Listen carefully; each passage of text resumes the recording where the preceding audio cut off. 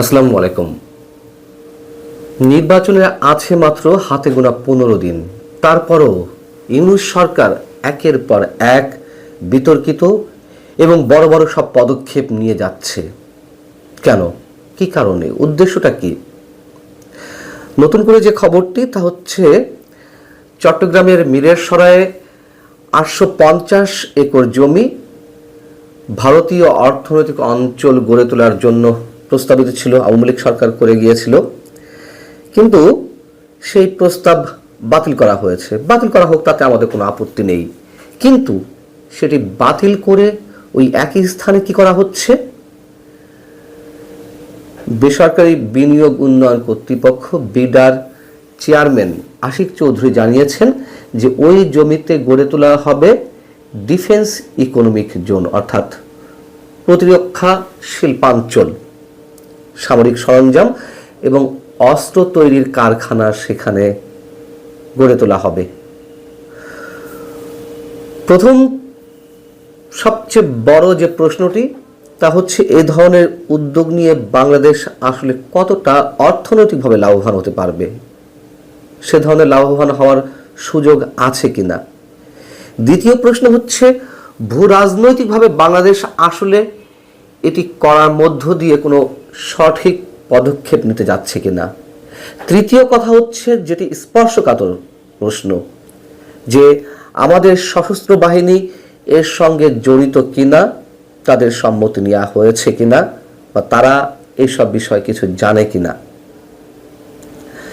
ঢাকায় বিনিয়োগ সংশ্লিষ্ট সংস্থাগুলোর গভর্নিং বডির একটি সভা ছিল। সেই সভা শেষে একটি সংবাদ সম্মেলন অনুষ্ঠিত হয়। সেই সংবাদ সম্মেলনে যথারীতি আমাদের মহামান্য প্রেস সেক্রেটারি, প্রধান উপদেষ্টা প্রেস সেক্রেটারি উপস্থিত ছিলেন। সেখানে বিডার চেয়ারম্যান জানান যে মিরেরসরাই এলাকায় প্রায় 850 একর জমি ডিফেন্স ইন্ডাস্ট্রিয়াল জোন হিসেবে চিহ্নিত করার নীতিগত সিদ্ধান্ত নেওয়া হয়েছে। এখন বেজার মাস্টার প্ল্যানে এই এলাকাকে ডিফেন্স ইন্ডাস্ট্রিয়াল পার্ক হিসেবে অন্তর্ভুক্ত করা হবে। এই যে আশিক চৌধুরী কত বড় বড় স্বপ্ন দেখিয়েছে, এই ব্যক্তিও বিদেশি নাগরিক, দ্বৈত নাগরিকত্ব তার, তাকে হায়ার করে নিয়ে এসেছে ডক্টর ইউনূস সাহেব। কি করেছেন এই আশিক চৌধুরী? যে বড় বড় স্বপ্ন দেখালেন, বড় বড় আয়োজন করলেন, বিনিয়োগ সম্মেলন করলেন, এই ইংরেজিতে প্রেজেন্টেশন দিলেন, ইত্যাদি ইত্যাদি করলেন। গণমাধ্যমগুলো ঝাঁপিয়ে পড়লো, তাকে নিয়ে বড় বড় কাভারেজ দিল। ফলাফল কি? অশ্বডিম্ব, স্রেফ অশ্বডিম্ব। অশ্বডিম্ব হলেও তাও কথা থাকতো, মাঝখান থেকে এইসব আয়োজনের জন্য কোটি কোটি টাকা খরচ করা লেগেছে। এখন আবার তিনি স্বপ্ন দেখাচ্ছেন বাংলাদেশ যুদ্ধ বা সমরাস্ত্রে স্বয়ংসম্পূর্ণ হবে। কি আছে এর পিছনে? বিডার চেয়ারম্যান বলছেন, সামরিক শিল্পে অস্ত্র ও অন্য উপকরণ উৎপাদন নিয়ে অনেক দিন ধরে আলাপ আলোচনা চলছে। বর্তমান বৈশ্বিক প্রেক্ষাপটে প্রতিরক্ষা শিল্পের চাহিদা বাড়ছে। যুদ্ধক্ষেত্রে বন্দুকে যদি গুলি না থাকে তাহলে যুদ্ধ করার কোনো সুযোগ নেই, কথা সত্য, কিন্তু গুলি আমাদের আছে কিনা, গুলি উৎপাদনে অন্য কেউ স্বয়ংসম্পূর্ণ কিনা, সেটিও তো একটি প্রশ্ন। নাকি গুলির নাম করে অন্য কিছু এখানে চলবে গুলি উৎপাদনের নামে? তিনি বলছেন, বুলেট বা ট্যাঙ্কের এক্সেল খুব উচ্চ প্রযুক্তির আইটেম নয়। এইসব আইটেম বাংলাদেশ কোনো ভূমিকা নিতে পারে কিনা, এইসব উৎপাদনে, সে বিষয়ে অনেক দিন ধরে আর্মড ফোর্সেস ডিভিশন, সশস্ত্র বাহিনী বিভাগ, বেজা, প্রধান উপদেষ্টা কার্যালয় ও স্বরাষ্ট্র মন্ত্রণালয় কাজ করছে। যে প্রশ্নটি করছিলাম আবার করি, যে সশস্ত্র বাহিনীর সঙ্গে ইউনূস সরকার বা বিডা এই ধরনের উদ্যোগের জন্য কোনো আলোচনা করেছে কিনা। আমি যতদূর জানি আমাদের সামরিক বাহিনীর সঙ্গে এই ধরনের কোনো আলোচনা হয়নি, বা এই যে সংবাদ সম্মেলনটি হলো তার পরবর্তীতে আইএসপিআর থেকেও কোনো ধরনের কোনো বিজ্ঞপ্তি আমরা পাইনি। তারা দেওয়ার প্রয়োজনীয়তা নিশ্চয় মনে করেনি, তখন তারা এই বিষয়গুলো হয়তো জানে, কিন্তু আনুষ্ঠানিকভাবে তাদের সাথে নিশ্চয় কোনো ধরনের কোনো আলাপ আলোচনা করা হয়নি। এর আগে বিডার এই চেয়ারম্যান মিস্টার আশিক চৌধুরী তিনি তুরস্কে গিয়েছিলেন সামরিক সমরাস্ত্র কারখানা পরিদর্শন করতে, এবং তখনও আমি আপনাদের সাথে শেয়ার করেছিলাম যে এত বড় কোনো সিদ্ধান্ত নিতে যাচ্ছে, যুদ্ধাস্ত্র সমরাস্ত্র কেনা হবে, তুরস্কের বড় বড় সামরিক অস্ত্র কারখানা তিনি পরিদর্শনে গেছেন, তার সাথে সামরিক বাহিনীর প্রতিনিধি কোথায়, থেকে কি হচ্ছে আমরা তো কিছুই জানতে পারছি না।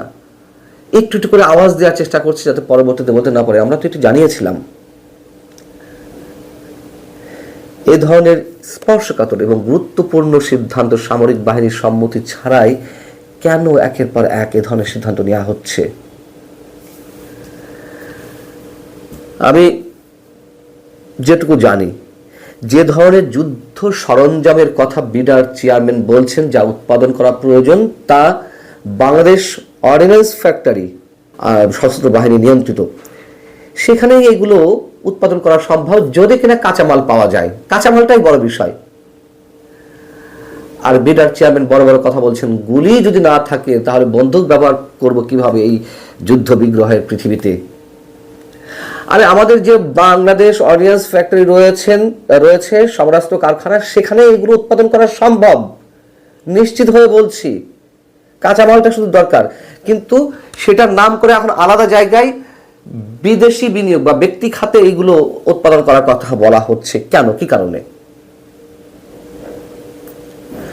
দেশের অন্যান্য খাতের কোনো উৎপাদন নেই, উৎপাদন বাড়ছে না, নতুন নতুন শিল্প কলকারখানা গড়ে উঠছে না, মানুষের বেকারত্ব বাড়ছে, অর্থনৈতিকভাবে কোণঠাসা যে রাষ্ট্রটি পাকিস্তান, এখন এই সরকারের যে একেবারে জানের জান দোস্তি যার সাথে, সেই পাকিস্তানের অর্থনৈতিক মেরুদণ্ডটা একেবারে ভেঙে গেছে, মূল্যস্ফীতি আকাশচুম্বী, মানুষ খেতে পারছে না, চাকরি বাকরি নেই, জঙ্গিবাদের উৎপাদন একের পর এক। সেখানে তো তারা পারমাণবিক অস্ত্র তৈরি করেছে, যে উচ্চাভিলের সাথে আমরা তাদের দেখেছি, তা করে সেই দেশ কতখানি এগিয়েছে।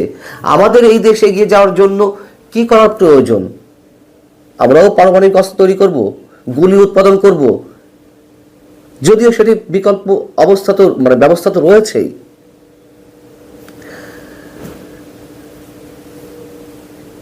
প্রশ্ন হচ্ছে যে কেন এই ধরনের উদ্যোগ নেওয়া হচ্ছে।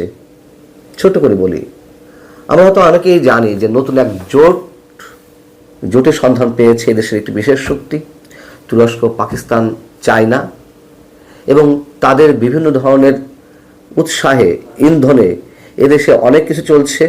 উগ্রবাদিতার জন্ম হচ্ছে, এখন অস্ত্রের ঝনঝনানির আওয়াজ দিচ্ছে অনেকে। এই তুরস্ক থেকে সেনাবাহিনীর তো তুরস্ক এবং চায়না থেকে ড্রোন কেনার জন্য উদ্যোগী হয়েছে। ড্রোনটা দরকার, সেনাবাহিনীর মধ্যে কোনো লুকোচুরি নেই, তারা সেটি জানিয়েছেও।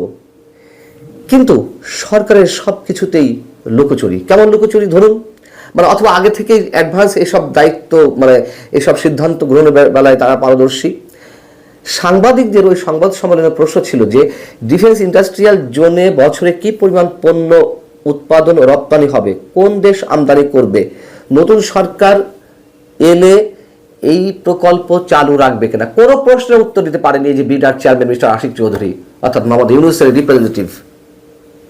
তিনি বলছেন এসব বিষয়ে এখনো বিস্তারিত পরিকল্পনা তৈরি করা হয়নি।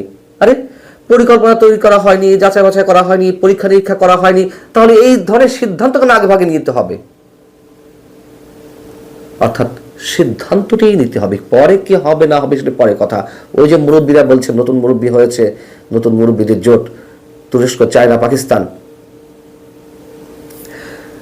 এটিকে কেন্দ্র করে এদিকে ভারতের মধ্যে উদ্বেগ বাড়ছে। আর বাড়ুক, তাতেও আমাদের কোনো আপত্তি নেই, কিন্তু আমরা নিজেরা কেন নিজেদের বিপদ ডেকে নিয়ে আসছি? ভারতের গণমাধ্যম যে বিষয়টি বলছে যে কূটনৈতিক মহলের একাংশের আশঙ্কা, এই যে বিডার চেয়ারম্যান বলছে যে আমাদের সাথে আন্তরিক বা সৌহার্দ্যপূর্ণ জায়গা থেকে যেসব দেশ রয়েছে তাদের সাথে এই যে অস্ত্রের রপ্তানি আমদানি হবে, সেই জায়গাটিকে ইঙ্গিত করে এখানে বলা হচ্ছে এই সৌহার্দ্যপূর্ণ সম্পর্ক থাকা দেশ বলতে চীন বা পাকিস্তানের কথাই বলতে চেয়েছে ঢাকা। তারাই এই সামরিক প্রকল্পে যুক্ত হতে পারে। অস্ত্রের বিষয়ে এর আগে পাকিস্তানকে সাহায্য করতে দেখা গিয়েছে বেইজিংকে। বর্তমান ঢাকার সঙ্গে চীনের সখ্যতাও ক্রমে বাড়ছে। তবে কি ভারতের ঘরের কাছে গড়ে উঠবে চীন বা পাকিস্তানের অস্ত্র কারখানা? প্রশ্নটা ভাবাচ্ছে নয়াদিল্লিকে। এখানে আরও বলা হচ্ছে এসব গণমাধ্যমে, দিল্লির সঙ্গে ঢাকার দূরত্ব ক্রমেই বাড়ছে। এই অবস্থায় ঢাকার এই পদক্ষেপ অত্যন্ত তাৎপর্যপূর্ণ এবং ভারতের জন্য গভীর উদ্বেগের বলে মনে করছেন আন্তর্জাতিক বিশেষজ্ঞরা। আমি বাদ দিলাম তাদের কথা। এর আগে যে প্রশ্নগুলো উত্থাপন করলাম, বিশেষ করে সামরিক বাহিনীর ইনভলভমেন্ট কোথাও থাকছে না কেন, বা তাদেরকে না জানিয়ে এই ধরনের স্পর্শকাতর সব সিদ্ধান্ত কেন নেওয়া হচ্ছে? ভালো থাকুন সবাই। আল্লাহ হাফেজ।